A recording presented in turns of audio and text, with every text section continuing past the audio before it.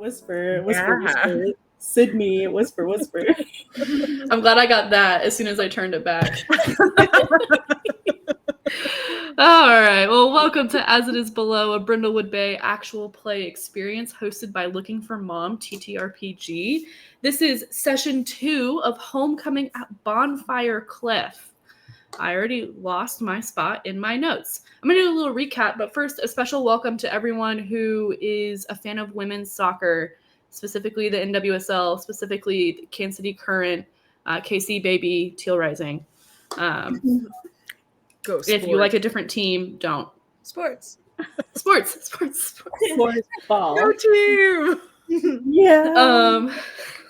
We're going to have to do a sports-themed mystery for you guys to go watch, like a high school football game or a track meet or something.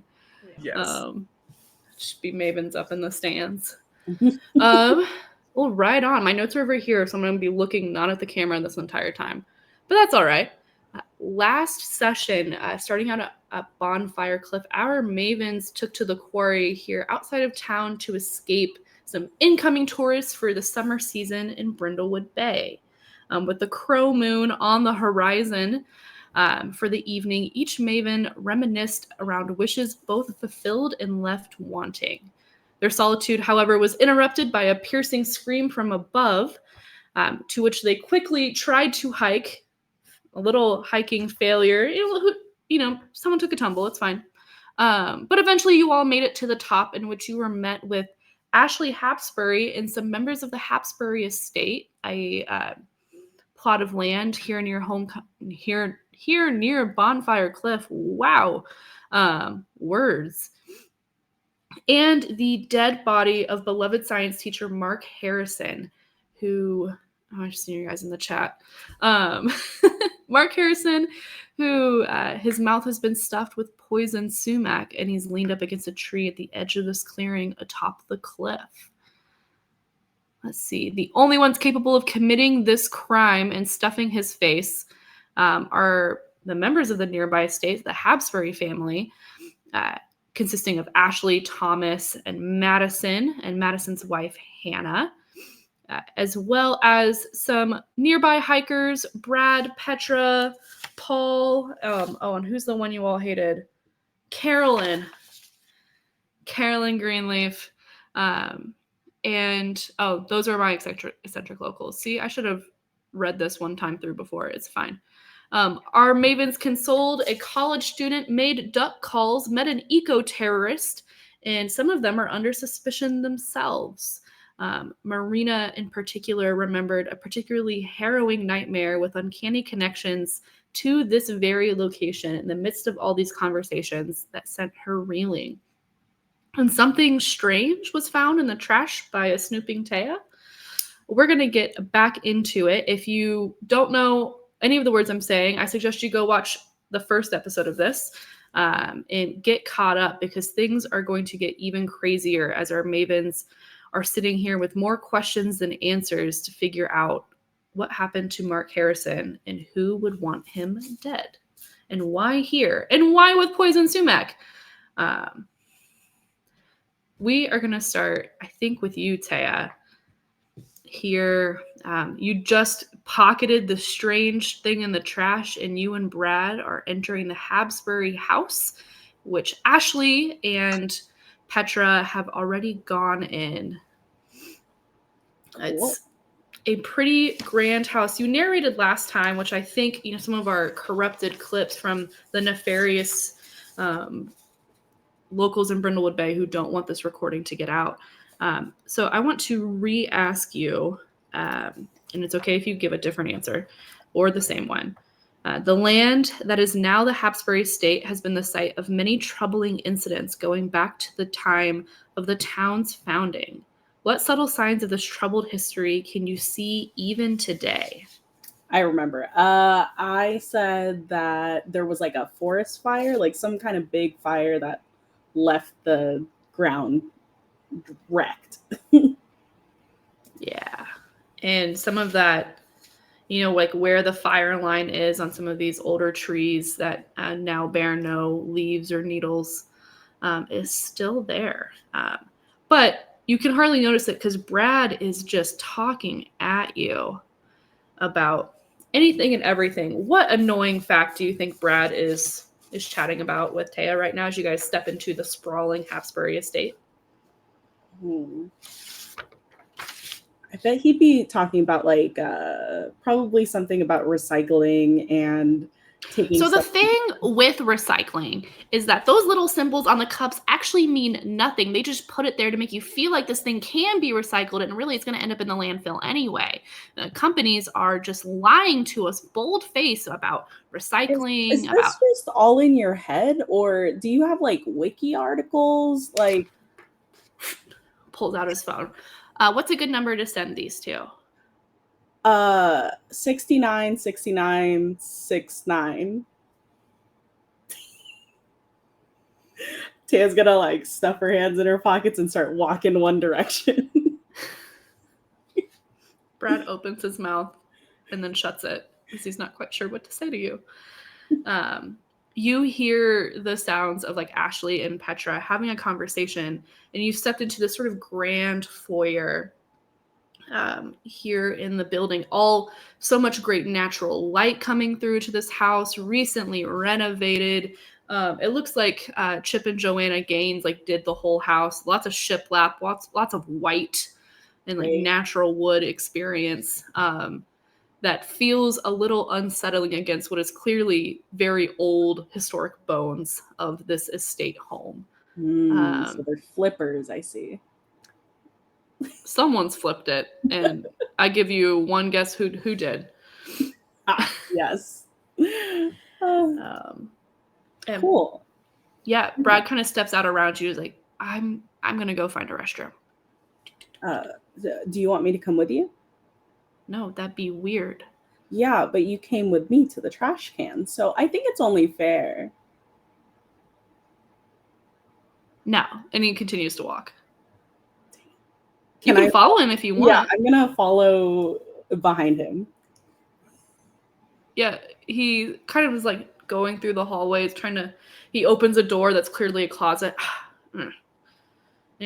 What are you doing? I'm just looking around, just like you. Could you?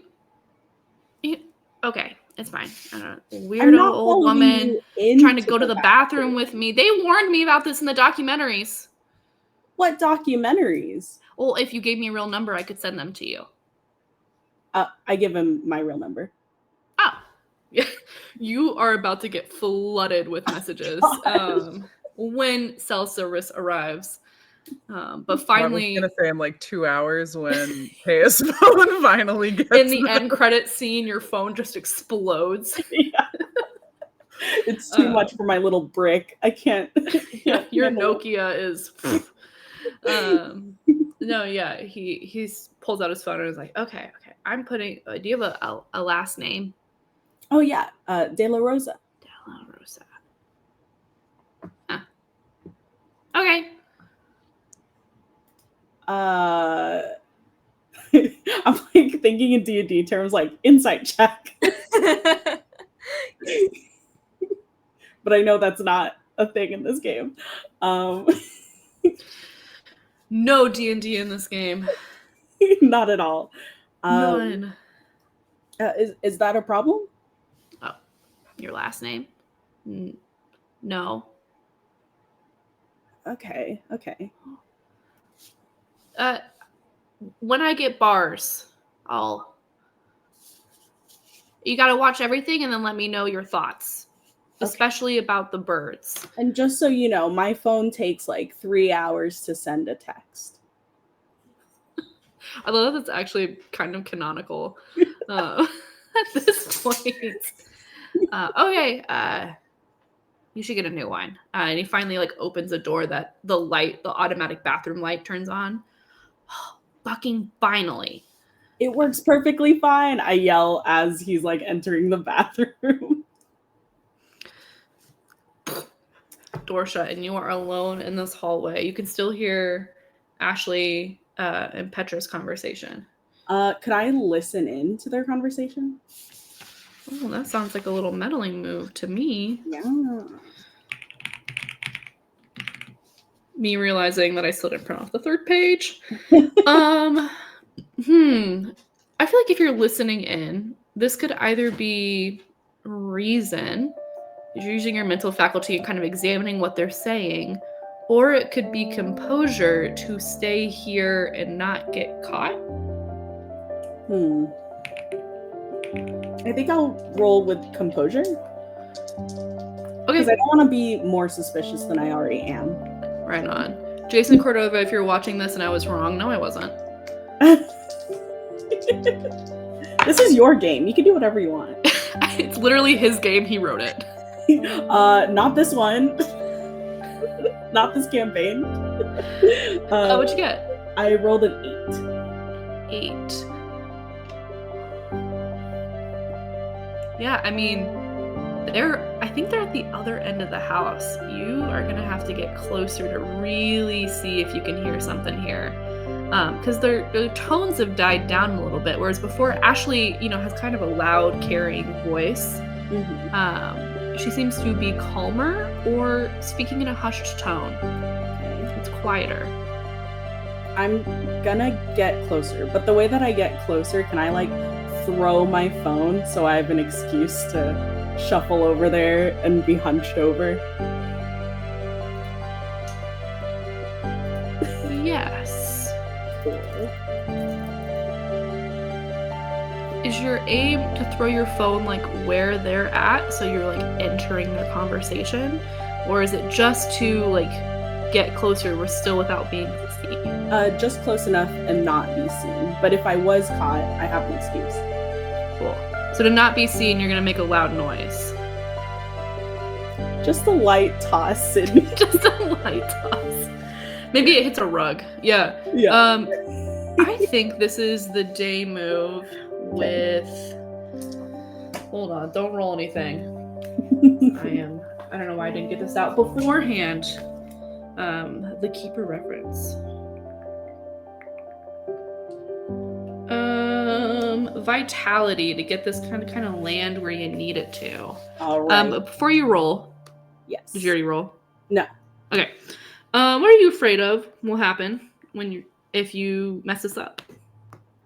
That I will actually throw my phone way too far and enter their conversation and they'll stop talking.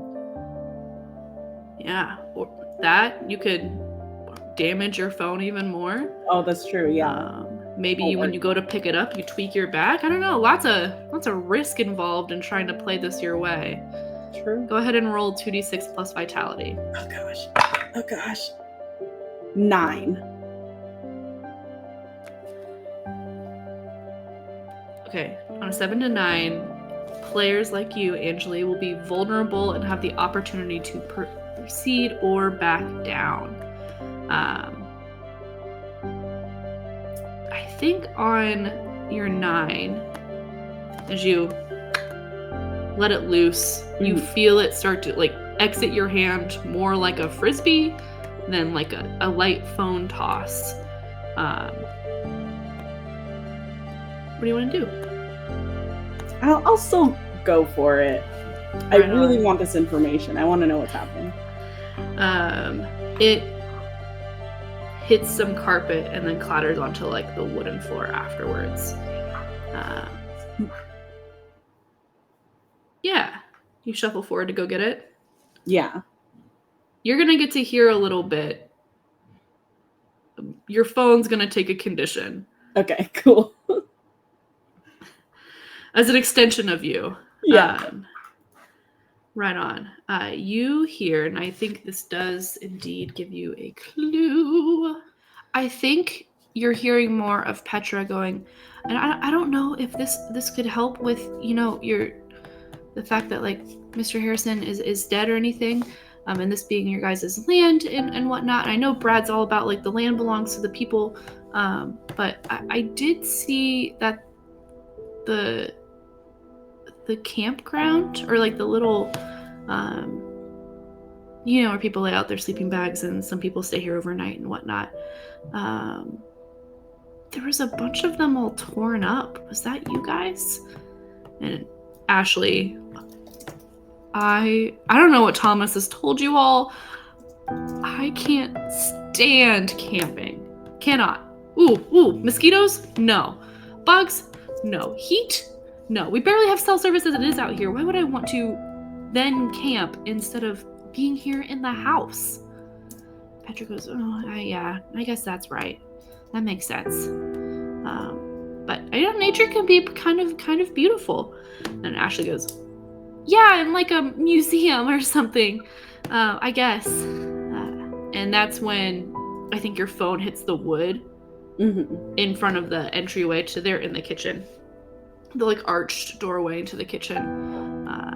And they both turn to perceive you. I'm like halfway crawling over there with my hand outstretched, and I go, don't mind me. I've got slippery fingers. I don't have the same sort of grip strength that I used to.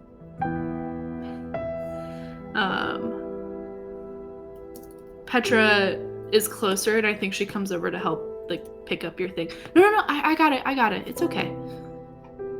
Thank you. What was this about campgrounds that you were talking about? Oh, just there are some, I guess there are like mountain lions or something in this area. There's a bunch of sleeping bags that are all torn up. I just didn't know if they were, the Hapsburys because it's their land, or if someone else was squatting here or something. The rent's going up. I'm glad I still live with my parents. Oh, yes. Stay with your parents as long as you can. Best advice out there. Yeah, I don't know. I feel like maybe getting out would be nice. She goes to hand your phone over to you. Your screen's broken. Be careful. That's okay. I have walkie-talkies for a reason. I'll ask Marina or Violet if they could fix it for me later, and I like tuck it in my pocket. Your screen is shattered. Great. It's going to make receiving any sort of phone communications pretty tough. Okay. No. Until you can get that fixed. Let's give that a condition name in here. Oh, sorry. Here. You're good. What do you want to call it? I just put like no phone communication, but yeah. Right on. Yeah. Phoneless. Isolated. Anything like that. Cool. I needed the alliteration. Right on. Ashley kind of gives you still a wary glance. She's not convinced by you at all, Thea. She goes, "Where's the other one? The young guy with the hair and the buttons and." Oh yeah, the eco-terrorist. He went to the terrorist. Eco-terrorist. What does that even mean? Are those pronouns? I don't understand. Did they not teach you that in school? I think you should leave. This is Ashley. By the way, Petra's just looking between you guys like, no, it's a self-identifying term about, like being for nature and against, Brad's kind of against a lot of things, but. He's just in the bathroom, and then I dropped my phone, so I went to retrieve it. See, Ashley, just give her. Oh, okay. Remember your exercises.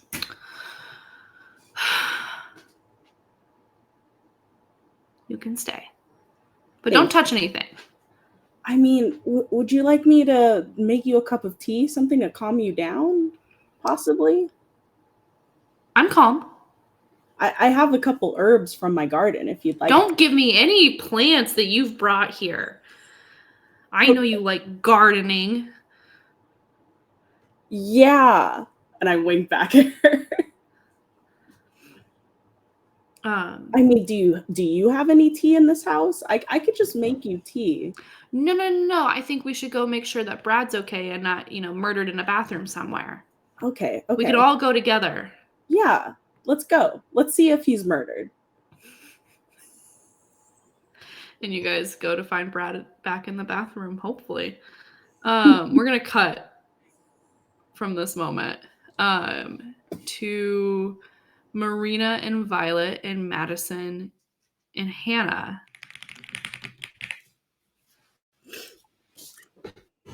Thea, you're inspired. Amazing. So good. I'm sweating, guys. Hey, remember the important lesson we've all learned. It's okay if you pee a little too. Yeah, exactly. Yeah, Just a little. Mhm. Just a little. just a little bit. Just a little. Yeah, okay. Violet and Marina, Madison and Hannah, you guys kind of booked it out pretty quickly after avoiding getting Carolyn or Paul or Thomas in your group and are heading down to the quarry, right? Correct. Right on. We're gonna kind of smash cut to like you've navigated the trails down to it.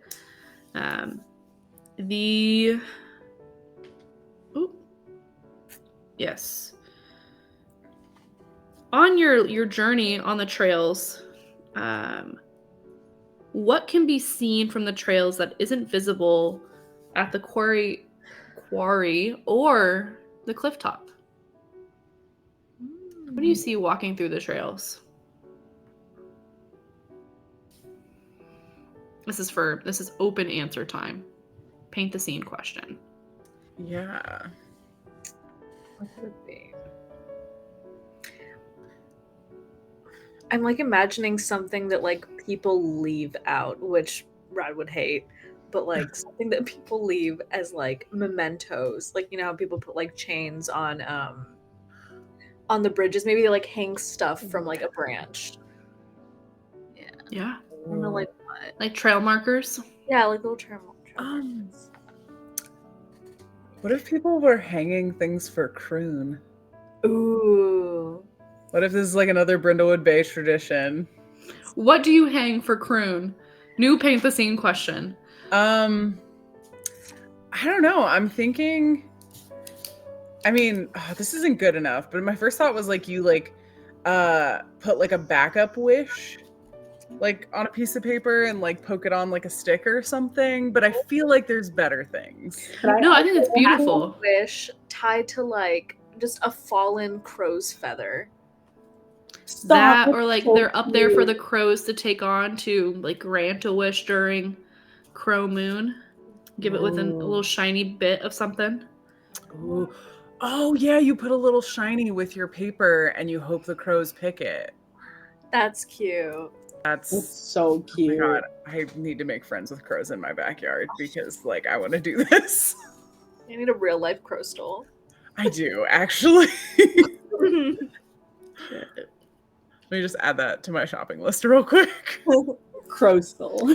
Right? Yeah, I'm sure Walmart has it. What's a raven stole? Because I think we have more ravens here, but like I really want to build a platform.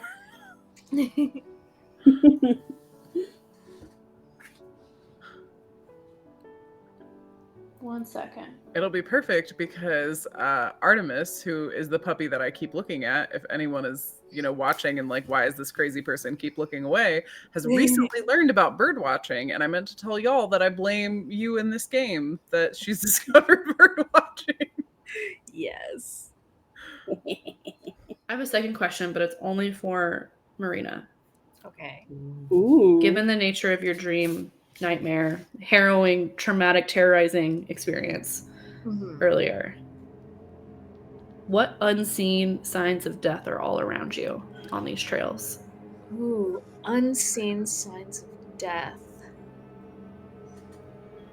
I think either like carcasses of some sort, or like little blood driplets, but just like dried, like old blood. Or maybe not blood. Both. Yeah. Oh. For sure. So what is like, you know, you see all these wishes tied in some of the grander trees. You know, and Madison and Hannah are kind of just chatting back and forth. Marina, you are spotting some of this extra stuff going down the way. some old blood there. Some bones over there. That, the forest, as Brad would say, is full of life and death. Yeah. And you, Hannah, so is it customary we put our trash in trees for what? For the croon. Yep. For For the a singer? and No, it's the crow moon.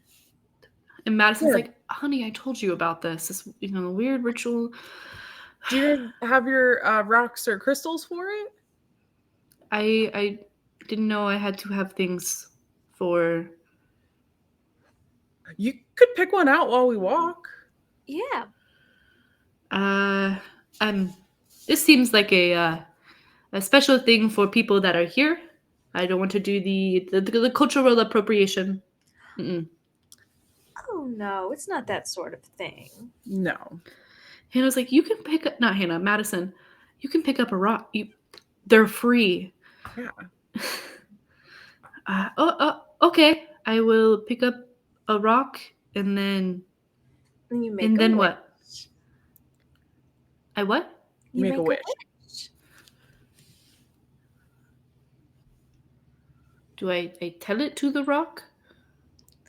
Or in my head. In your head. Just absorb it into the rock. Mm-hmm. I made a wish. Good. Yeah. Oh, now what? You could put it into the sea or into the lake. It's better to do it under the full light of the crow moon, though. We usually wait until evening for most potency. My pocket. For now. Perfect. And you guys continue to make your way down the trails. Finally arriving here at the old quarry.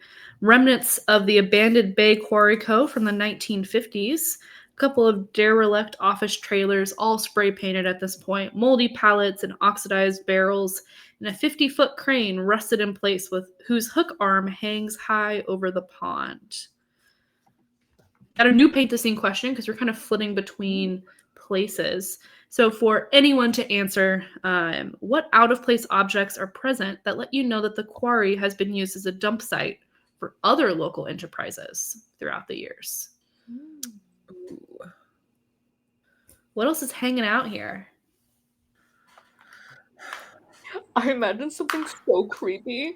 Like, if it's like something from like the mall or something, just like mannequins in like varying degrees of decay. Absolutely. There's a bunch of shit from the Ambergris Galleria here. Yeah. Amazing. I was also thinking, since what's the rival town again that we hate? Faversham? Faversham? Okay, Yeah, I feel Faversham. fuck Faversham. I feel like there is an what would be their high school mascot? Because I feel like there's an old statue of their high school mascot that Brindlewood Bay high school kids took years ago and dumped at the quarry, like stole as like a prank, and then never gave Faversham it back. is all about the fact that Britain is superior and they wish they would have stayed a part of, like, that the Revolutionary War had never happened with like British flags. So I think they're the Faversham foot soldiers. I was just thinking like a palace guard with like a stupid fluffy hat, but it's all like peeling, paint chipped, like so creepy. So we have a bunch of mannequins and then the Faversham footmen. And I think the local high schoolers have moved them all in such a way that it's like the Faversham footmen molding in the front and then a bunch of like bare ass mannequins behind it, like a platoon. Yeah. That's amazing. And then at the front, there's like a line of like dismembered mannequin arms and legs and things like that. And you guys turn the corner to the old quarry machinery area and you hear simultaneously Hannah go, what the fuck? And Madison go, oh, hell yeah, at the same time seeing it with you two in tow. It's like fucking high schoolers. Yeah. Oh, they've rearranged since last time. Okay, it's a little more organized. There's at least Yeah. 15 more mannequins since when I was in high school. Mm-hmm. They really tidied it up. Yeah. They switched the arms, or like the legs for arms. That's a nice touch. I like the hands. Yeah, You nice, see- nice and creepy. Like, I like it. Hannah just American children and they're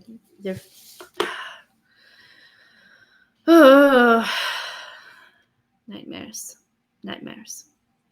Think of it like a art installation, you know? Like, they don't always make sense, but, you know, they're there. It took them quite a bit of time. You know, they put their heart into it. You could tell. Yeah. They should be, I don't know, putting their time into things that do make sense. I like the science. algae that's artfully draped. Like, that's a really nice touch. Yeah. I don't like this place.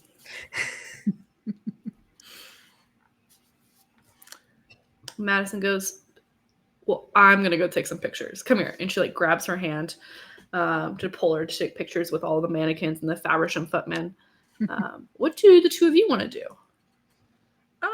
Marina, are you picking up any vibes, you know, with any of your crystals? Got any Yeah, what vibes? around here?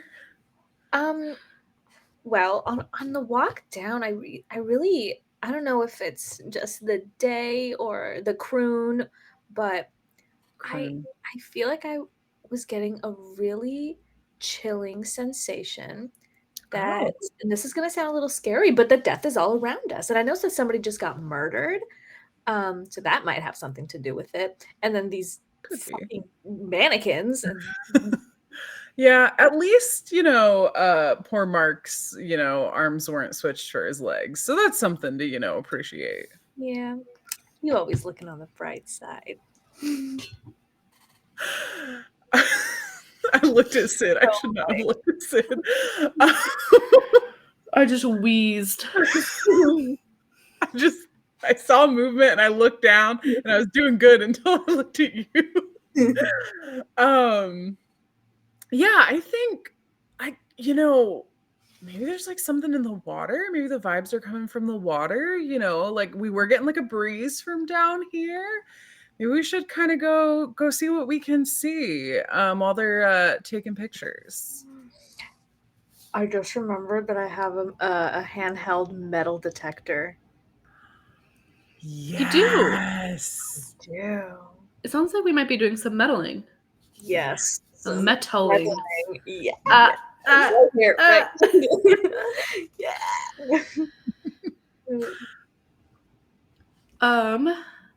Roll me the meddling move with, if you're using your handheld thing, your metal detector, with advantage and with reason. Okay. Let's see. Such a good. The reason. Nice. Okay, so is that 3? 3d6, keep your top 2, then add your modifier. Okay. Ooh, okay, so 6 plus 4 plus 1. An 11. 11. Sick. Please wax some poetic for the folks at home about what this looks like while I hurry and find a clue. Since this is a handheld metal detector, I'm squatting just on the floor while just like pushing up this metal detector up around the water, around the grass, up the trees even, just anywhere. And poor knees are getting tired, so Violet and I are switching out probably. Yeah. Like heaving a little bit and be like, okay, you give it a go. I'm like, and then my breath. Yes, and then the other person is just like looking out like, oh, but what about that over there? Like, try that. Yeah. Yeah, one's like doing the thing, then they're like digging, and then yes, the whole. And after digging for a little bit, one of you unearths a dirty old cigar box. And when you pass your handheld metal detector over it, it pings. Okay.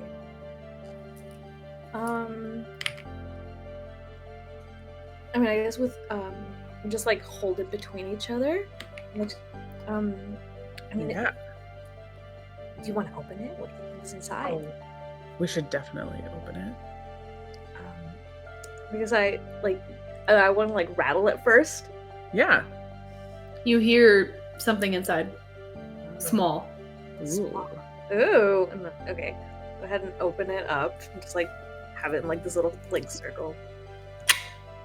You open it up, and there are 2 tarnished Brindlewood Bay high school class rings inside. Oh. So they look old. Oh. Or are they just like rusty? I think that, they've been out here jostled around. They just don't look great. Okay. Whether or not they're old, I think is up for you all to decide and theorize how old these rings are. Okay. We're gonna have to clean them up with all the dirt on them. I can't really make out the year, but I mean, obviously, Willie the Walrus Mermaid is unmistakable, even with dirt. Yeah. Iconic, honestly. Yeah. Can't mistake. Oh, And yeah. it's in this, you guys, standing over this box, that Hannah Turley, science teacher, rock in her pocket, comes walking very swiftly, muttering to herself away from the mannequin and the footman. I think she's speaking whatever language she actually speaks that I'm not going to attempt here, but it's not English. Oh, did you want us to take a picture for you guys? I didn't even think. We got so distracted. No, I don't even want to talk to her. I do not want to see her. Oh. I need a moment. Oh no.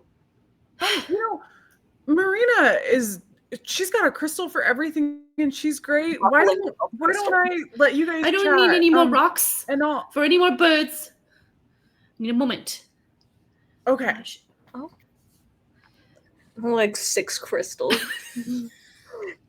She looks at you with all your rocks. And then we'll just turn and continue to walk. Does anyone want to follow her?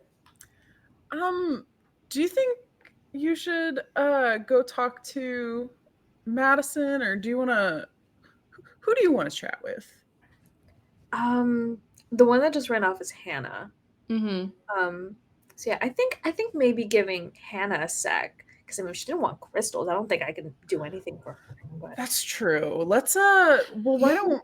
Yeah. Do you want to go talk to Madison, and I'll give Hannah like a minute, but I'll kind of try to make sure she doesn't get too far, and try to chat with her once she has a minute. Yeah, I'll go ahead and go see what happened. See what Madison says. But yeah, let's make sure that Hannah's okay too. She seemed really riled up there. Yeah, I wonder, maybe, the vibes you were picking up earlier, you would think that creepy statues would bring people together, but, not everybody's taste, I mean, I guess. Yeah, but... Yeah, she's not frontier. She doesn't really get the mermaid walrus culture. It's not for everybody's taste. Yeah, some people just have to, learn to adjust to things. So yeah, Violet will kind of slowly follow in the direction that she went, and just she'll. And I don't remember who had it, but she'll if Violet had the walkie-talkie, she'll make sure that she gives it to Marina and be like, just in case we hear anything from Thea. Oh, okay. Right on.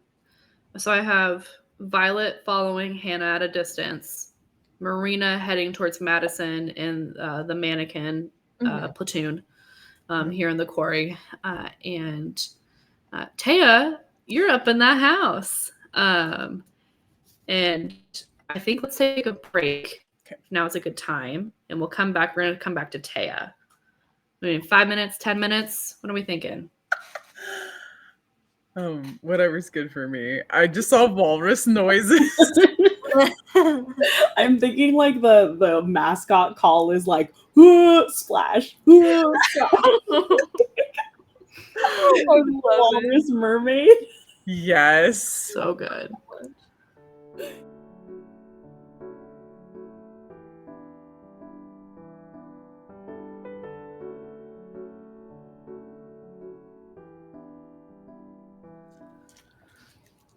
Perfect, Angeli. I got that on camera too. Nice. We're back, if you couldn't tell by the tab. Oh man. Working in the field that I work in when that was around. Big things. Never left my body, so Never forget. We are back. Our camera cuts back in. I think we leave this Brindlewood Bay isn't for everybody conversation between Marina and Violet, and come back to the Hapsbury estate where Thea, you and Ashley and Petra are going to go make sure Brad wasn't murdered in the bathroom. yes. Which you have to like exit the kitchen, go back into the living room, go back into the hallway where Brad was opening up all the closets. And before you can turn in the hallway, the front door opens to the estate. And it's Paul Ludlow. Or Paul, Whistling Paul. You guys all insinuated couldn't read in the last session. Newly divorced engineer moving back to the Bay. He's the same class as Thomas and Ashley. They all graduated together. Is Thomas or Carolyn in here? No, neither of them are here actually. Why are you looking for them? Or made like groups, and Paul and I were like throwing not Paul. I'm Paul. Oh man, it's been such a day. Thomas and I were throwing that football back and forth, and Carolyn kept telling us about something called hermeneutics, and I don't know what that word means. But she got mad because we were talking to each other, catching up, and she wandered off, and I don't know where she went. Thomas is out looking, but neither one of them have come back. And I've just been standing with the dead guy, and it's really been creeping me out. Oh. Did they come in here to like maybe get a drink of water or something? No, but who's with the body now? Well, probably no one. Okay. All right. We're gonna go check on one of the high schoolers right now. If you'd like to join us. I'm not looking for a high schooler. I'm looking for Thomas and Carolyn. Yeah, but I feel like if we split up into groups like this, it's probably safer for you not to be out there by yourself. And you hear Ashley underneath her breath, like, not that much safer in here with maybe a murderer. I just give her a side eye. And Petra gives a big sigh.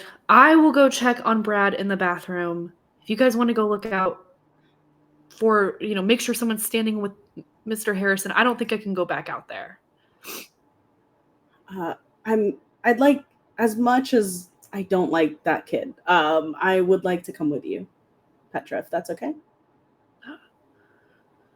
Yeah, I guess. Ashley goes, so I'm just supposed to go stand with Paul near the body? I mean, yeah. And what if you kill Petra? Okay, you can come with us. Then if you kill Petra, then I'm the only one there, and you could be a serial killer. You all could be serial killers. I mean, Ashley, if you want to stay with me, you could stay with me. I think you should stay with Paul and I, so there's two against one. Okay. All right. She wouldn't have said it like that. Sorry. All right then. Okay. So we'll go stand near the body and wait for Thomas and Carolyn to come back. I'm gonna text Thomas right now. I know that he paid for a really expensive cell phone plan, so she pulls her phone out. Paul goes, okay, so we're gonna go wait for them then? I guess we should. Yeah. Yeah. So you and Thomas were high school friends? I think you guys were like moving through the house and out the Yeah, door. we're like walking and talking. Yeah, I went to school with him. And Ashley. We're all in the same class. Oh, did you all meet at the same time? Meet at the same, like, we all went to Yeah, but I mean, I didn't talk to all my classmates. I mean, you could say I knew of them. Thomas and Ashley didn't. I don't think they really knew me back then. Just different circles, different. Oh yeah, I get it. I didn't run with the right crowd when I was a teenager either, so I get that. Not even bad crowds, just different crowds. Yeah. I mean, It looks like myself, bad. You look fine. Ashley like walks on the other side of Paul, shaking her head, trying to text Thomas, and you see her every once in a while lift her phone up and around. You got no cell service here? No, this town, I mean, they took out the one good cell tower, and now we have what's the name of the most popular cell service in Brindlewood Bay? A, B, and B. Airbnb. That's so much better. A Brindle and Bay cell service. Yeah. There you go. I was thinking the cult connection, but that's good too. Yeah, I mean, this place, it's no cell service. I bet that makes you very happy, though. Why? Easier for a killer to do things when no one can call for help. Okay. Ashley, I feel like we got off on the wrong foot. I'd like to apologize for whatever I said. Yeah, I'm not a killer, I promise. I'm just an old lady who likes to garden and ride her motorcycle. I feel like this warrants a day move with presents to see if you can win Ashley back over. Oh, man. What could happen if you fail? What's a bad outcome, you think, of this interaction? All I can think of right now is she just like runs off and continues calling me a murderer. Yeah, I think if you botch this, Ashley will always think you did it. Goodness. Okay. And she might be starting to like actively work against you. Okay, don't let me down, gay dice. Come on. It's my lesbian dice. Oh gosh. That wasn't a good sign. Okay. With presents. Okay. 9.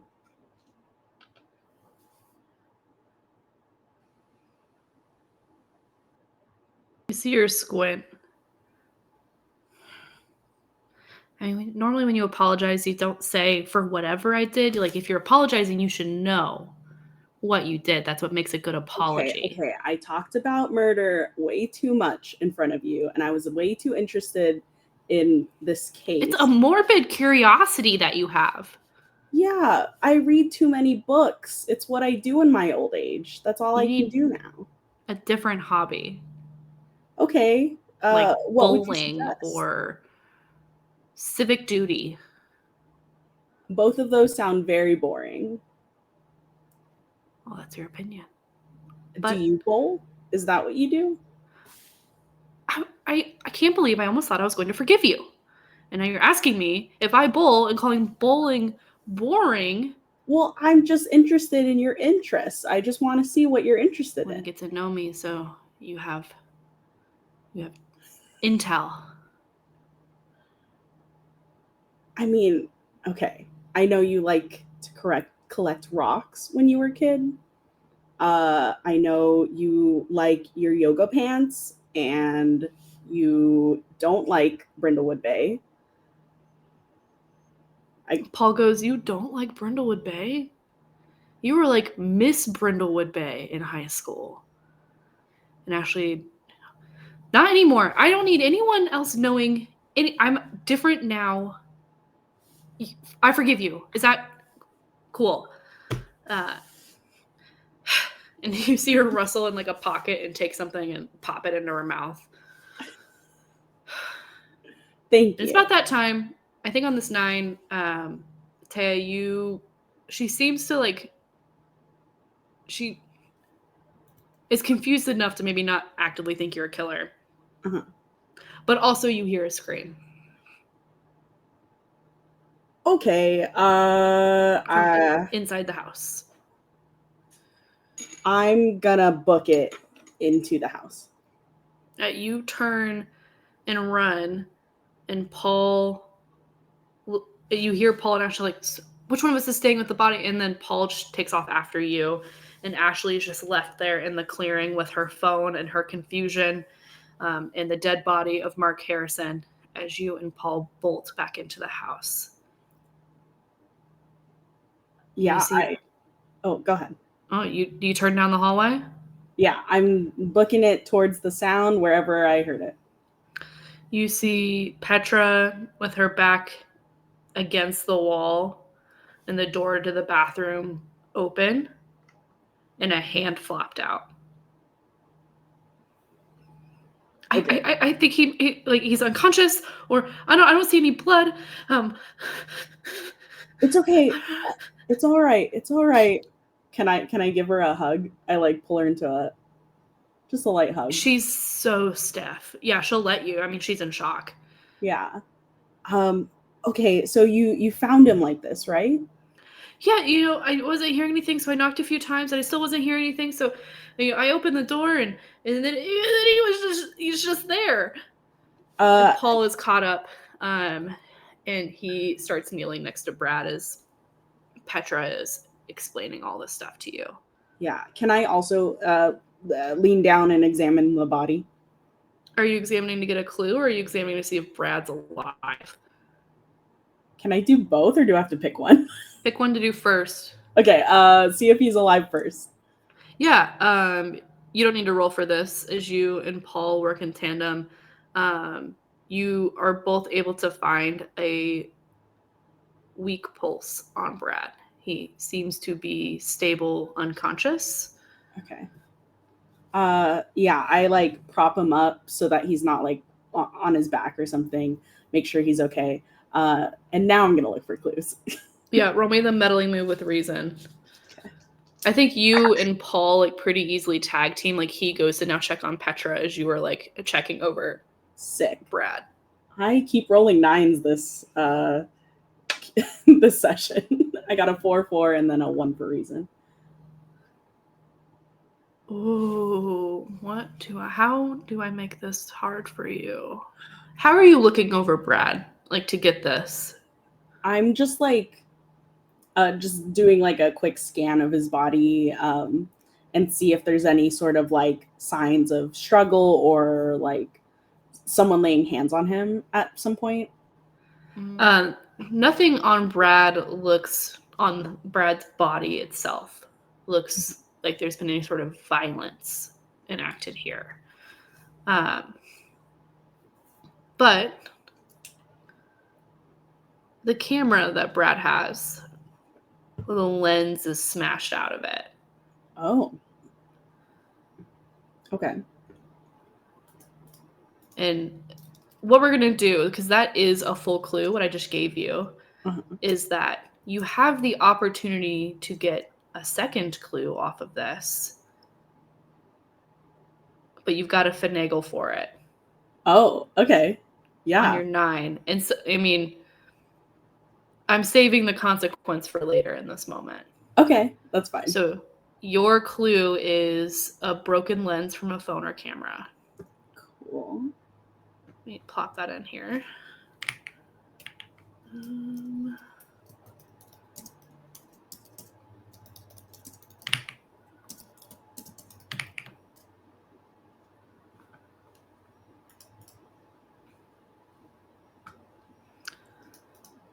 You hear Paul trying to calm down Petra, and Petra's just not. It's been a whole, her favorite teacher, and now like really the only other person she knows out of this whole group is unconscious. And she is not having it. She is sunk back against the wall all the way to the floor. And Paul just kind of taps you on the shoulder as you notice the camera lens.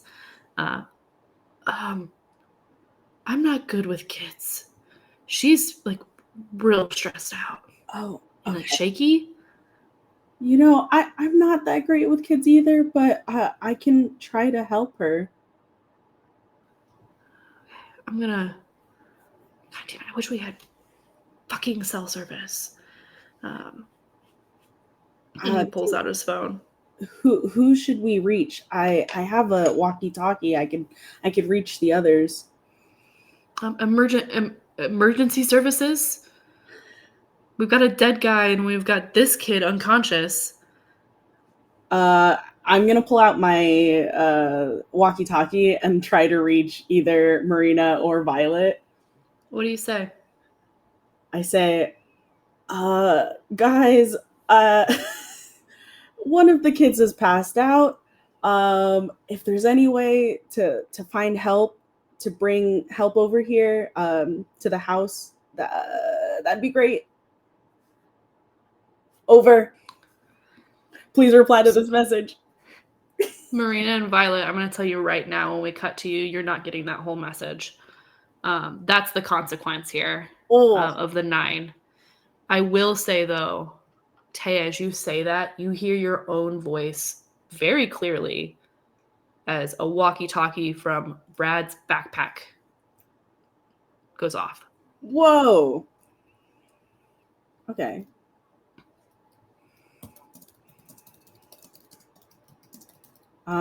Can I go and open it to see if it's like one of our walkie-talkies? Yeah, you can open it. Cool. It's like a regular old walkie-talkie. Not one that I gave them, right? No. Huh. Okay. Weird. Paul is like, didn't you guys have like the whole walkie-talkie conversation? Yeah. You kind of said it all aloud in front of everybody. Like, even we set it to a channel. Yeah. I mean, anyone with a walkie-talkie would be like, if that's where people are talking. Oh, great. Okay. All right. I like tuck the walkie-talkie away and I go, okay. All right. I don't know what to do. I think that makes 2 of us.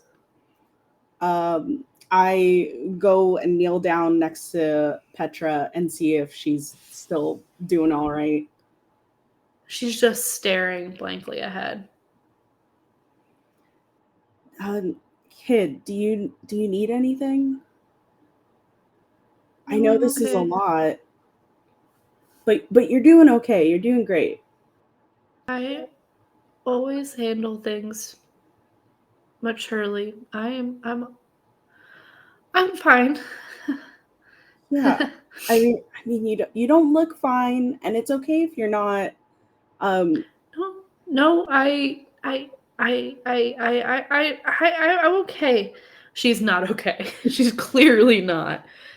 But she's trying so hard. Yeah. To be okay.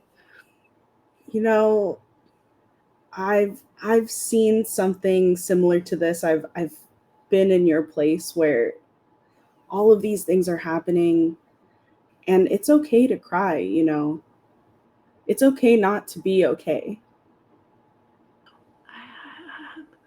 I'm perfectly fine. We're just gonna compartmentalize this, and I'll unpack it in a future college admittance essay later, and we'll be all right, and everything will be fine, and I am okay. And you're okay, and Brad's gonna be okay, and Mr. Harrison, and she trails off because she cannot add is okay to the end of that sentence. Taya's so bad with kids. I think we'll cut from here. In just this moment of panic.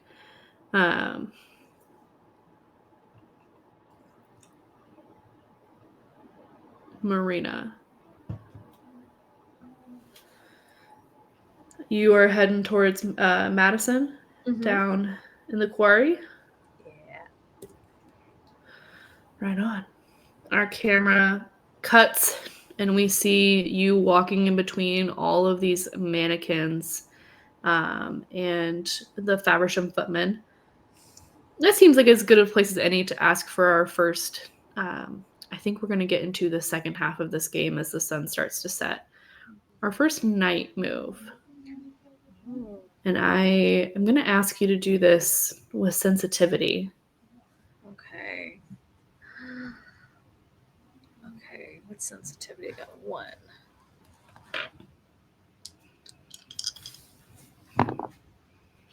That is a 9 plus 1, 10. Right on. The good news is you're not going to take a condition from this. Just love that for me. Bad news is, do these mannequins move as you walk through? So creepy. I could almost swear. I feel like it's that thing of when it's moving in like peripheral vision, but then once you lock in, it's like, but you could just like every time you look, they're solid. Yeah. But in peripheral vision, it's almost like turning to you. Ooh! Ah! Hate it. As you move through, and then almost as you clear it, kind of the last row of peripheral like mannequin bodies here in the old quarry machinery area, something is moving as you see like Madison. So finally one of these times you turn and it is not your mind, that there's a real person there. And she is looking up at a mannequin.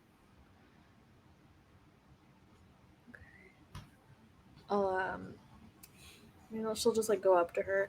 Hey, is everything all right? I saw Hannah go out here and like really upset. What happened?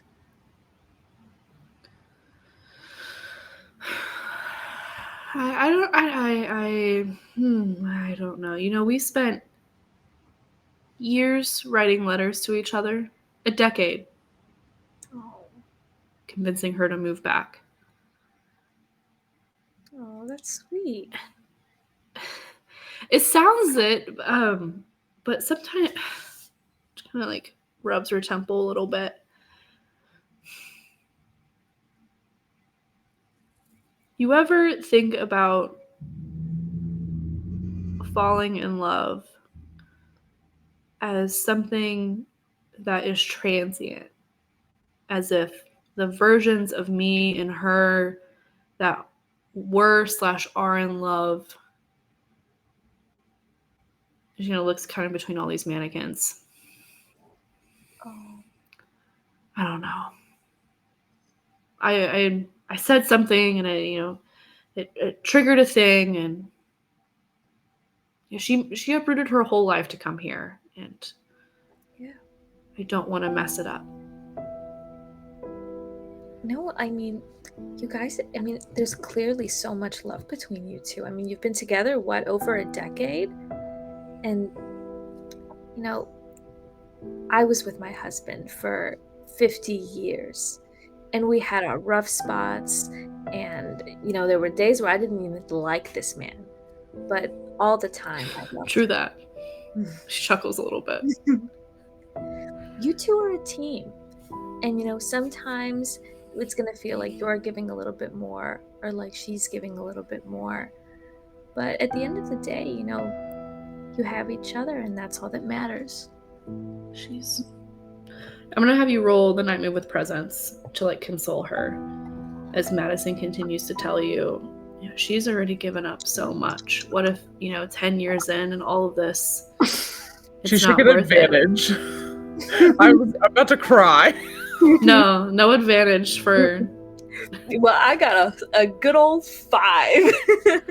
Yeah, Madison is like, you know, sometimes you give a little, sometimes he give. I mean, that might. She's given so much. And what if this is the first time I think Madison really looks at you, Marina, like eyes to eyes?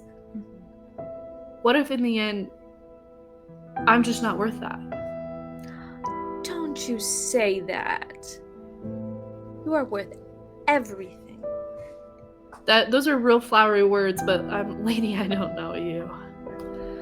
I don't know. It'd be like if one of these guys told me that. And points up to the mannequin. Mannequins.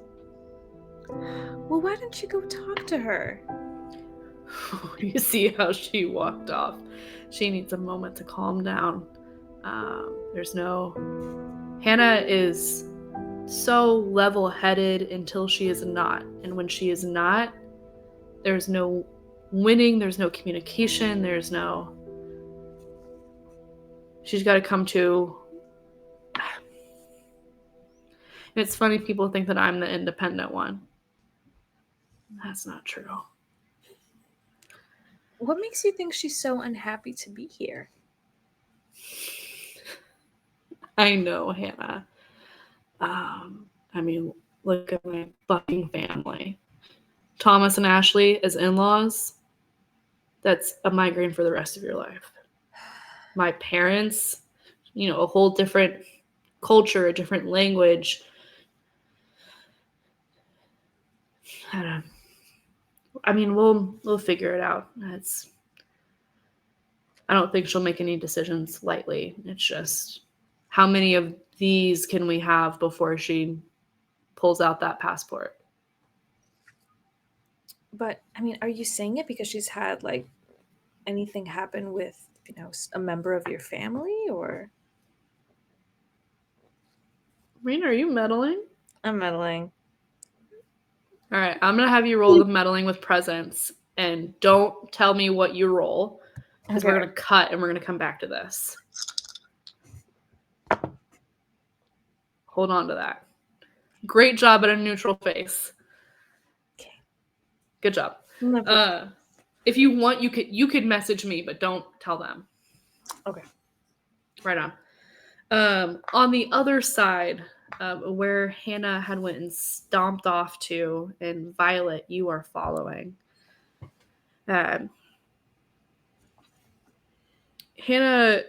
continues on around the trails here at the quarry and gets to an area that you know is the old county water station. The trail leads to a small metal shed in the woods, halfway between the road and the cliff top, and it's surrounded by a chain link fence, long since toppled. Words. What signs do you see that the shed has been used for unsavory business over the years?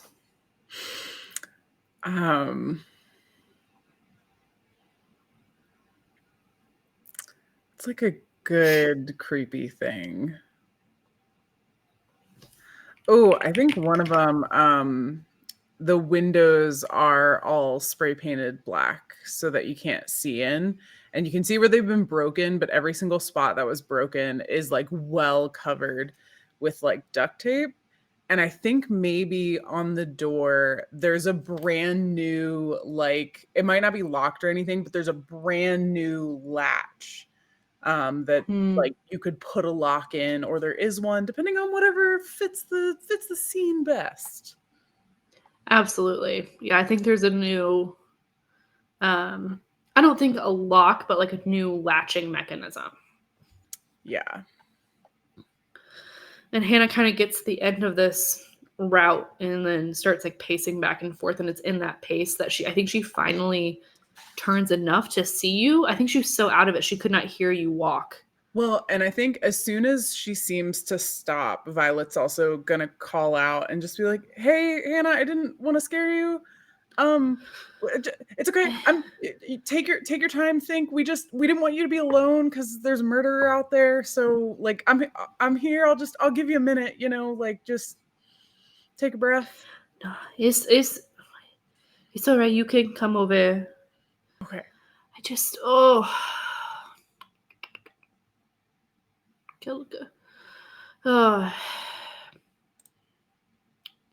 yes, thank you for making sure I am not killed in the woods.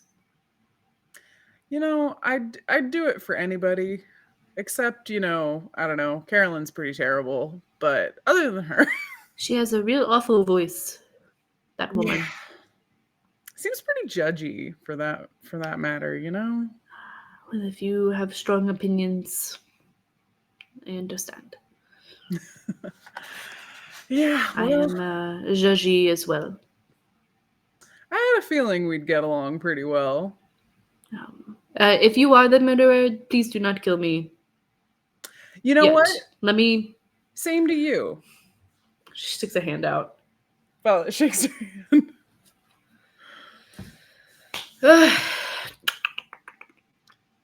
I hate it here.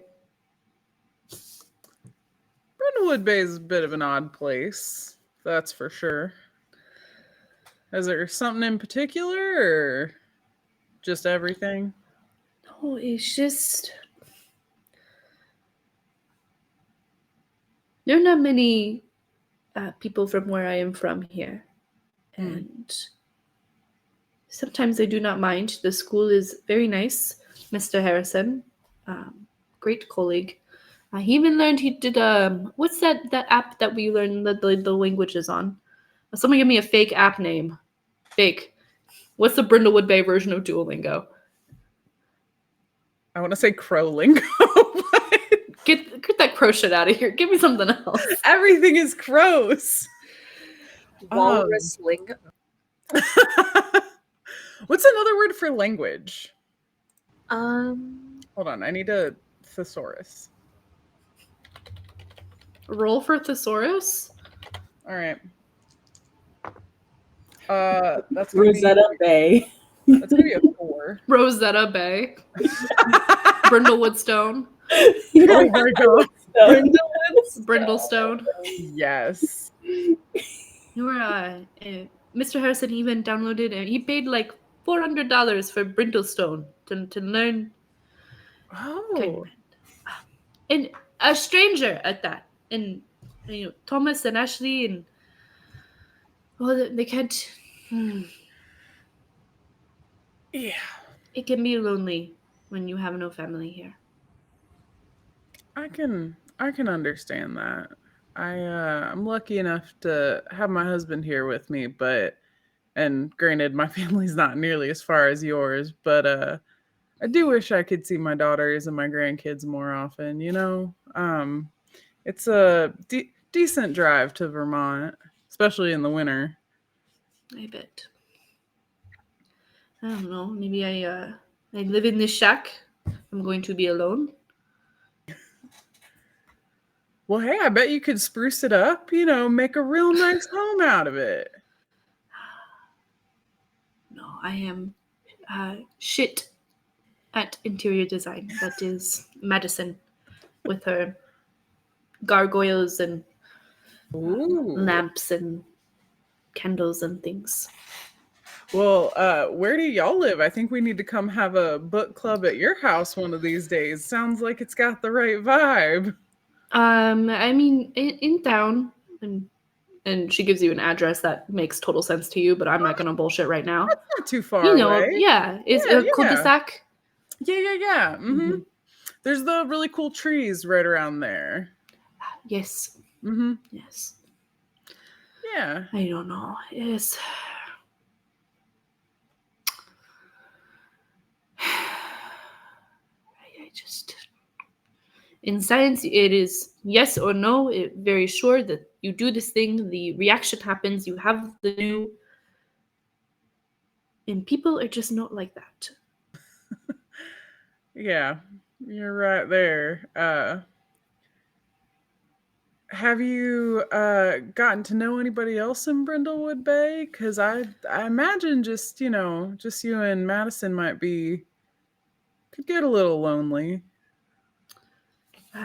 Well, Mr. Harrison and some other teachers. But medicine is introvert. Okay. So we do lots of puzzles and meal prep. Well, that's good, but what about like hobbies? Do you like to read? Like maybe you just need, Have you been a teacher? No. What hobbies? She laughs a little bit. With what time? That I can see how that would take up a lot of time. Do they do, like can you I guess you got to get everything ready over the summer. Have you been back to your home in a while? A few times. Okay. Not probably not in the last couple of years or so. Been working summer school, but no, we did our honeymoon, and we've been back here. It home is tough too. I gotcha. All homes. All the homes are tough. Yep. Well, tell you what, Hannah, I've got a proposition for you. I think that you need not that kind. No, she's like pulling out, I think maybe a little pocket. Yeah, I've got an idea for you. So right now, assuming neither of us is the murderer, because if one of us is, this would be real funny later, but I think you could use a little diversion. I think maybe, you've been getting in your head, you need to just forget, like it'll all be there to pick up later. I think you just need to forget about it for a little bit. So tell you what, how about you join me, my friends? We have a book club and we like to read detective mysteries, murder mysteries. And this looks like a good place to go looking for some evidence. There's looks like maybe a new lock on that door. Maybe our murderer has been doing some shady stuff around here. Maybe we can find something to help us figure out who decided that it was Mark's time to go. at first I thought you were inviting me to book club, but now you are inviting me to break and enter. What's a less legalese gentle version of break and enter? Casually inspect and then later book club. Give me the night move with presence.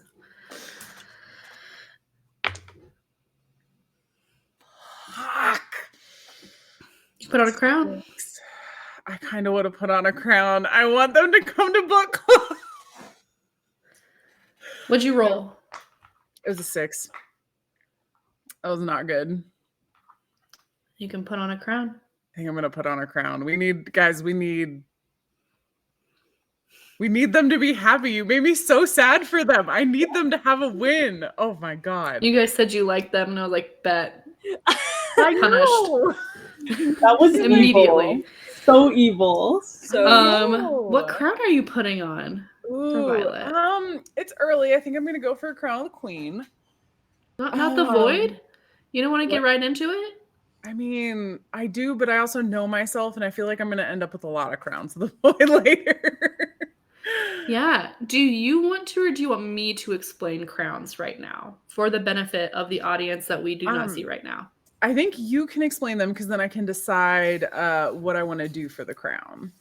Right on. So for all of you women's soccer fans out there and the rest of you who may be watching, and PBS kids, can't forget you.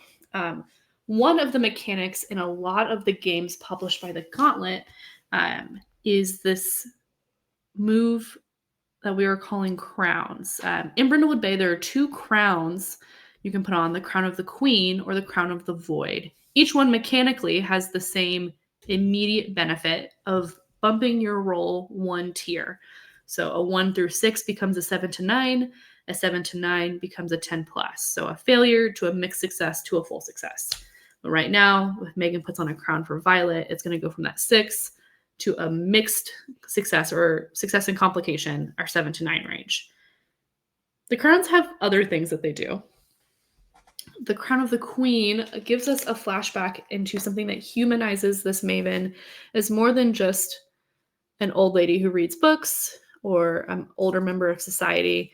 It really shows us more about her life. So it's a flashback scene. The Crown of the Void, while not necessarily having a flashback scene, but rest assured we will be doing them because I like them, also has the added mechanical benefit of being the madness tracker for this game. The more Crowns of the Void you put on, the more closely tied to the occult underpinnings of Brindlewood Bay you become, and also probably the more unhinged. So, with that in mind, have you picked out what prompt you are doing, Violet?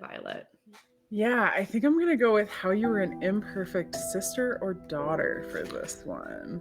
Right on. So, this flashback, with all this talk about family and difficulties and,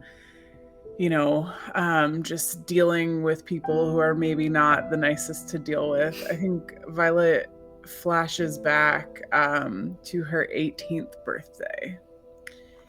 And this 18th birthday was the last time she ever spoke to her parents. And this memory shows she's literally like, she has a tiny bag in her hand and she's going out the door just screaming at them. And I think to keep things fun and a little bit fuzzy, the tones from the parents are incredibly disappointing and condescending. They sound very unkind, and Violet at this point is just, she's screaming at the top of her lungs, and the last thing she says, like, she's absolutely furious. Like, her face is flushed, and she just yells out the door, "How could you?" and then slams it as hard as she can and just runs down the street, tiny bag in hand, tears streaming down her face as we come back to present day. My goodness. Tough. Oh. Oof. Oh, man. You're gonna make me feel things, I'm gonna make you feel things. And that's Brindlewood Bay. That's the game. Right on. Yeah. I am going to... Sweet. Okay, I'm going to start that recording again.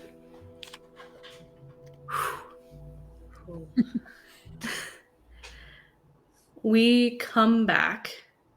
You just have this flashback moment. Our camera just like zoop, comes back to the present. And you've bumped your six to a 7 to 9. Nice. Yeah. I will try out the book club. Do you read peer-reviewed journals? More murder mysteries. They're the Gold Crown mysteries. They're by Robin Masterson. They're very good.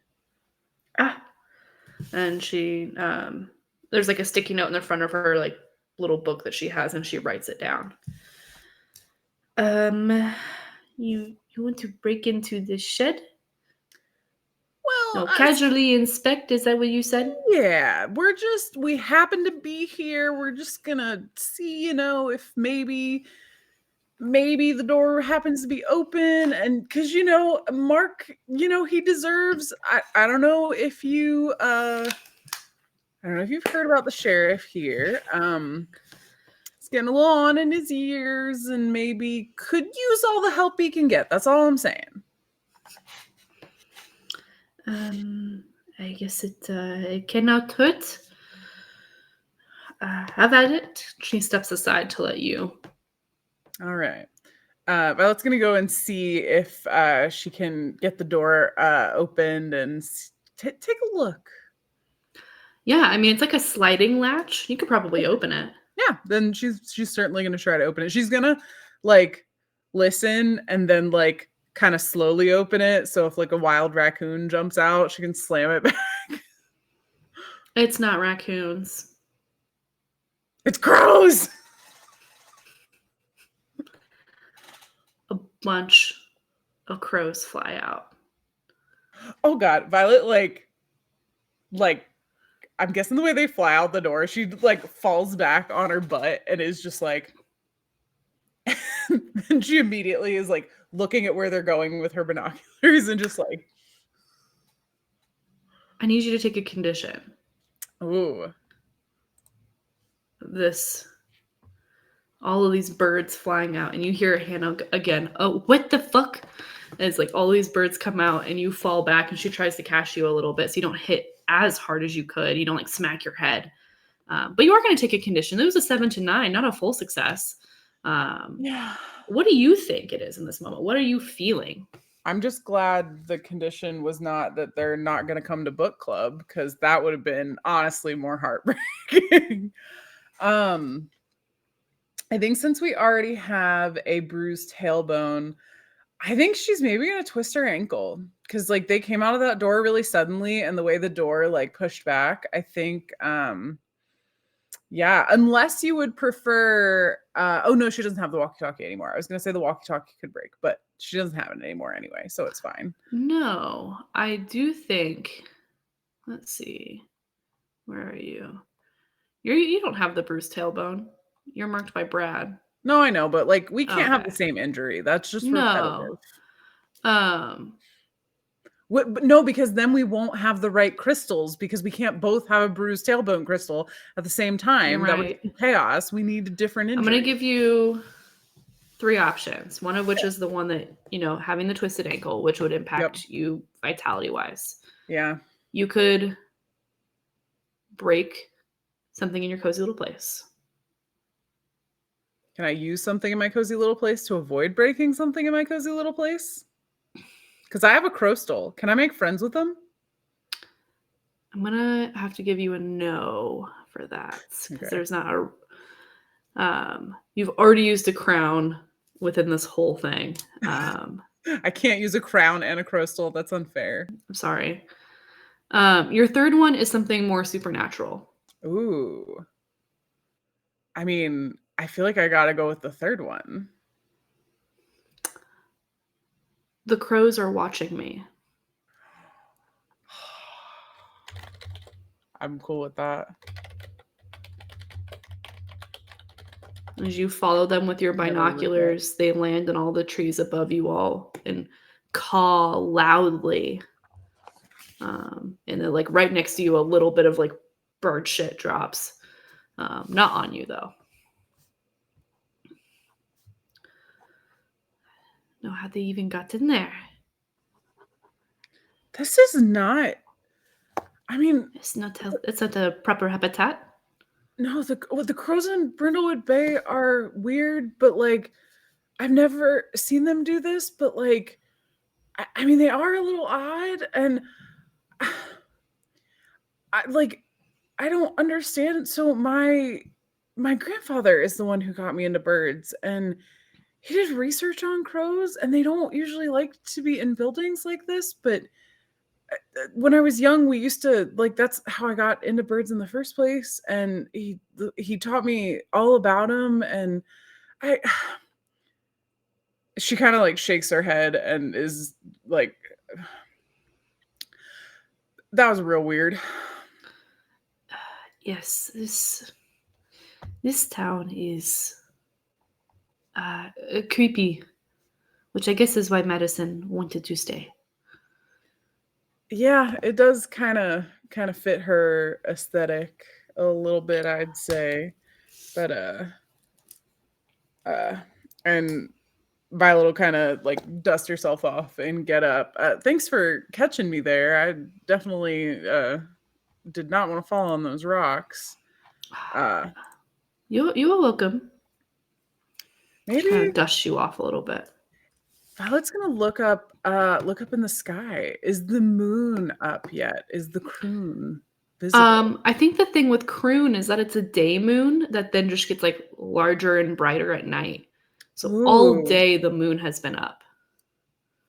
So I think with the crows coming out, Violet's gonna say, do you think it was a sign? Do you think it's time to should we throw our croon rocks in? I mean, that's pretty auspicious. Like the moon's getting high, like I will be honest. You cannot throw a rock for a wish. That's not how the world works. But if you want to throw your rock, go ahead. well, I appreciate that, but also crows hiding in locked buildings is not how crows work either, but there were still crows that flew out of that building. Maybe there's another way in that we cannot see. Why don't we tell you what, why don't we take a look? You can think more about your croon wish. Because you know what? Hey, sometimes these things are silly, and sometimes they give you just enough of a, mental boost that sometimes you can make these things happen yourself. Are you talking about manifesting that bullshit? More the psychology Ashley side keeps of talking things. about that. I just need to manifest. Oh, what the fuck is that? Listen, I think that's a conversation that you need to have with Marina, because I think that she could explain it a lot better than I can. However, I will say that I've read some, psychology today, Brindlewood Bay Psychology today. Psychology tomorrow. Psychology tomorrow today. And sometimes if you can get yourself in the right mindset, sometimes making the wish, it's not about making the wish, it's about thinking about what you want. Getting that in your mind, dropping away all the stuff that's not important. She thinks.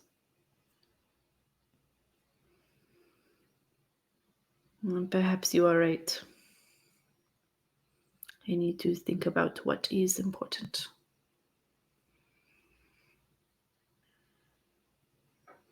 She pulls out her phone. I do not have signal.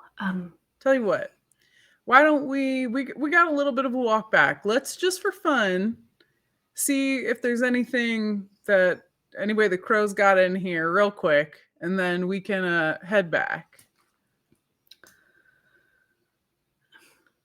All right. I will stand. You go. Okay. And tell you what, You keep telling me what, and then you say the thing. You can just tell me the thing right away. It's about sharing the wisdom of my years. Sometimes it's not making the wish and throwing the rock. Sometimes it's the gesture that tells somebody I love you without saying it out loud, even if you think it's silly. And then Violet's going to go and look in the room. She's just like confused and frowning, thinking through all the things she has to think through. Yeah, you head into the shed. Yeah. Right on. It is dark in here. There's even darker corners and little abscesses. Things in here seem like temperature's a little cooler because the sun hasn't been really reaching this area in the woods. The air is stale. Ooh. I think she's gonna hold that crow stole like in her hand while she does this, like just with like the darkness inside, the creepiness, the dankness. She's gonna kind of hold that as she looks around, and she's mostly looking for clues, but also like if she figured out how the crows got in here, like she would not be mad about it. Here's the part I need you to make clear for me. Are you Cool. trying to use the crystal as advantage on this roll? I don't see okay, if there's a clue that like you think the crystal could like tie into, mechanically at the moment, unless the crows are gonna come back and like point the way, I don't have like a clever idea. I just figured she'd be holding the crystal because like she just saw a bunch of crows and they ran at her. So, but I like, think you're right. I don't think there's a way where they're helping you right now. yeah, they kind of since they kind of flew away. She's just it's her emotional support crystal. Mm-hmm. Emotional support crystal. That's redundant. You're gonna need an acronym. Yes. Give me the meddling move with reason, I would imagine. All right. Oh, okay. That's not terrible. That's a 9. Yeah. A 9.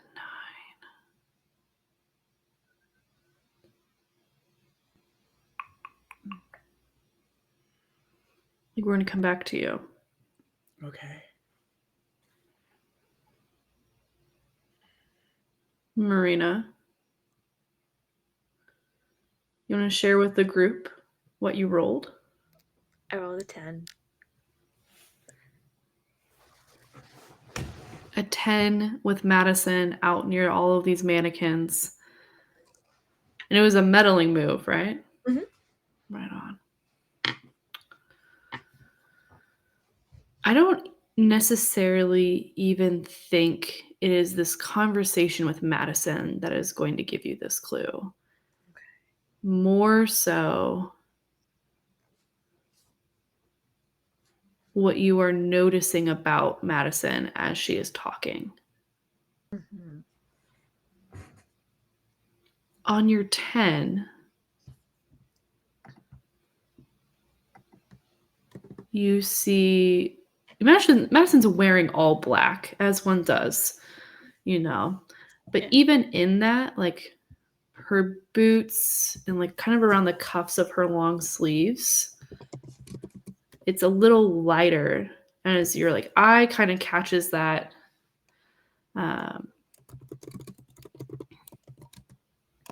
like, oh, maybe she spilled something. Oh, those are ashes from some sort of fire. Do you call it out to her? Do you let her know that you know? Yes. Just kind of be like, oh, I think you got a little duster or something around your wrist, and I'll kind of just like reach, just like shake it off. Yeah, part of the a prank we found this like weird. I'll just show you, and she takes you to behind one of these mannequins is like a small box, and like kind of a let's retcon that. It's not a box. There's a trash bag, which makes sense. There's a lot of just trash kind of generally around in this area. Mm-hmm. Inside this trash bag, there are more clothes singed. Okay. And ashen. When Hannah wasn't looking, I pulled one of these out and I put it on the mannequin and I like moved its arms and she freaked the fuck out and talked about how I'm always pulling, pranks. Can't take things seriously. Whatever. But yeah, I put it all back and I guess some of it's still on me. Oh. Is the mannequin? Oh, did she take it off the mannequin? Okay, I bet in that like interlude from when Hannah was stomping away, she was like undressing the mannequin again. Yeah. Go ahead. I'm just like, oh, well, I bet it looked wonderful. I bet that was so funny. Thank you. I mean, the fucking dead guy. I guess I shouldn't call him that. Like they knew each other. But it's real serious, and we're stuck here with Thomas and Ashley, and I just thought, like, maybe I could lighten the mood a little bit after a really tough week. You know, the end of school is horrific, and it's been real tough for her, and she used to love pranks and being silly, and now, I don't know. Maybe it's just the dead body, but maybe if it wasn't such a tense air, she would have found it funnier.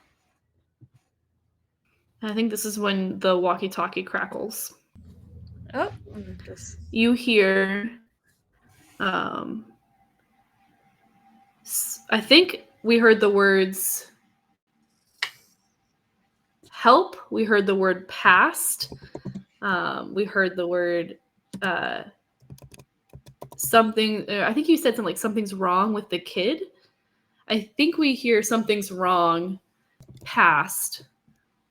Any help, and that's all you get. From Thea's voice on that end. Okay. I think as all this is happening, I'll just like pull it out and probably like between us and just like look at it confused. Did you happen to catch any more than like these words? No, it sounds like the signal's weak or something. Well, I mean, it sounds like they're in trouble. Say something back. Yes. Oh, click. Do you need help? Do you need ambulance? Ambulance? And I'll just say ambulance? Question mark? Yeah, Thea, you hear most of that. Ambulance police? Cool. I pull out my walkie-talkie and go, ambulance, please, as soon as possible. Over. When you do that, what happened to Brad's walkie? Is it still in Brad's bag? It's still in Brad's bag. I didn't move it. Okay, so you get your own voice back at you that entire time. Yeah. Marina, your choice. Which one of those words come through? What were the What'd you say, Thea? I just said like ambulance, please, as soon as possible. Yeah. Over. Imagine just over. No. Over. I would hope ambulance. Sure. Ambulance would sit a lot between the two of you. I think we can get that word through. Got it. Okay, then yes.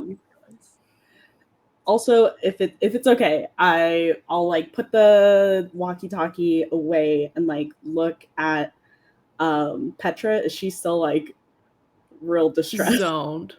Okay. She's pale and shaky.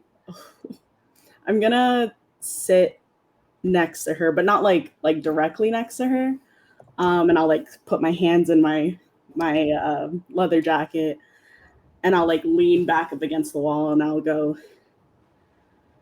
so I lost someone that I really loved once.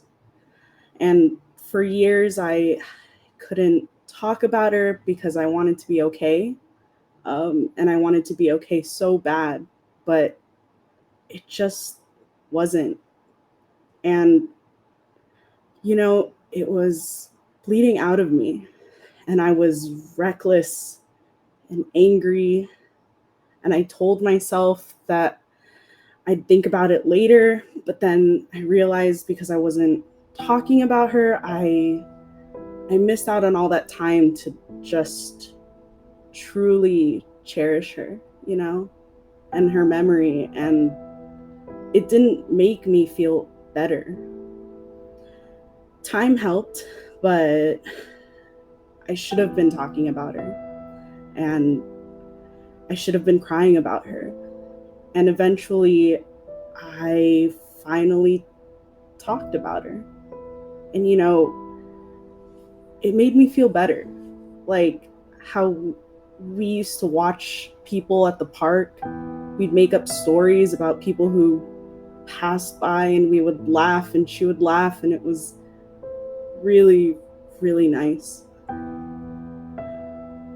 And eventually it was okay. And if you're not comfortable talking about Mr. Harrison, that's okay too. But I'm here to listen if you need me to. And I'll like silence like the walkie-talkie, just like lower the volume a little bit and then like set it to my side and just sit there quietly. You hear a sniffle from Paul, who's in this hallway with you and the unconscious Brad. He's like, oh, I miss my wife. I wish she hadn't left me. I like lean over and I give him a couple pats on the shoulder. Petra just... Okay, could you just talk about anything else? Anything not serious? I just need to not be here. Yeah. I tweaked my hip once, riding my motorcycle way too fast, and I tripped over this pebble and I skidded. I wasn't going that fast, actually. And I tumbled onto my butt. And, you know, it was in front of a bunch of kids. They all laughed a little. It was kind of embarrassing. But, you know, I survived.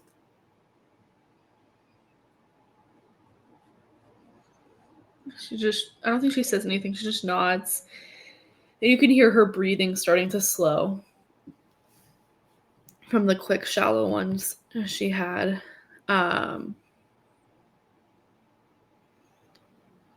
I think I owe Violet a clue. And then I've got our stinger scene. Violet, you rolled a 9. I did. Oh, there's something in here, but you're going to have to reach into one of these deep and dark crevices to get it. The small little glint.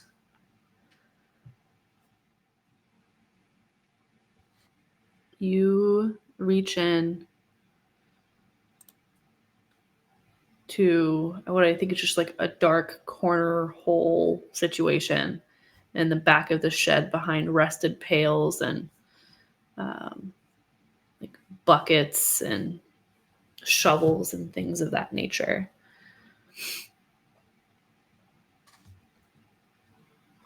You wrap your hands around something crinkly, and inside of it something soft. And then your vision swims.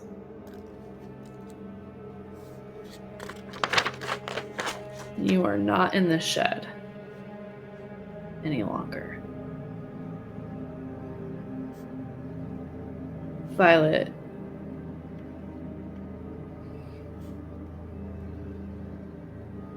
this is a moment that feels a little like an eternity, as if you are stuck in time and in place. And as you wrap your hand around this like crinkly bit in this cloth, and your vision swims, this shed becomes brand new. And it is bright outside, and there's a light in here. If you turn around, as you like move, you see your own arms become like spectre-y and see-through. You feel the intense presence of a figure behind you, looming and keenly aware that for this brief moment you are here.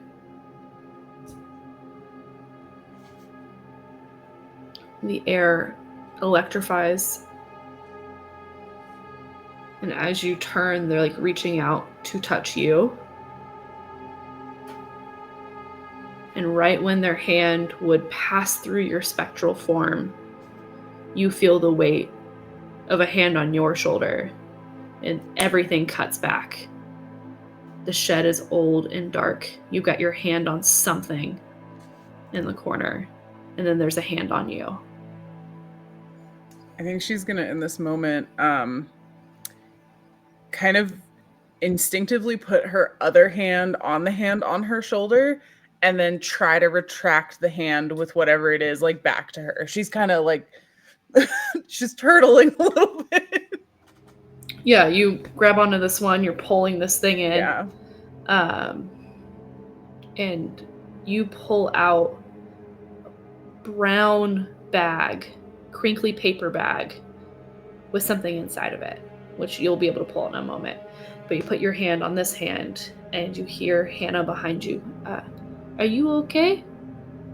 You've been sitting like that for 5 minutes.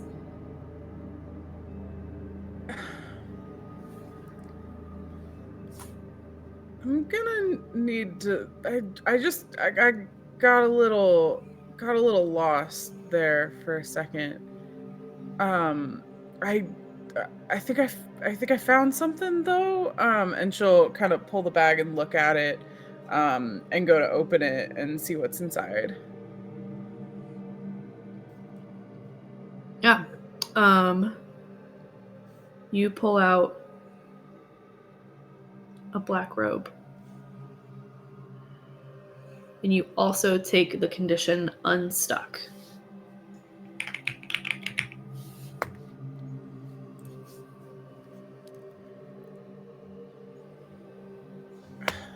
I think she kind of shakes her head and is just makes the terrible joke.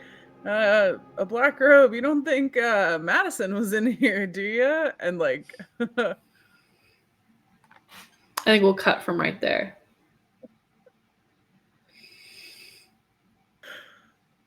Let's see, who would be the closest to a road?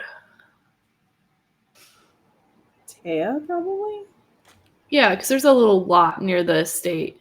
Yeah. You hear tires on gravel and Ashley Hapsbury say, "Fucking finally," as someone parks in the sound of a door shutting. And they'll enter the house. Somewhere outside of all of this, a crow lands on a fence post, not anywhere near Bonfire Cliff, and a figure greets it knowingly by name, and they have a conversation. And that is where we'll end tonight's session of As It Is Below.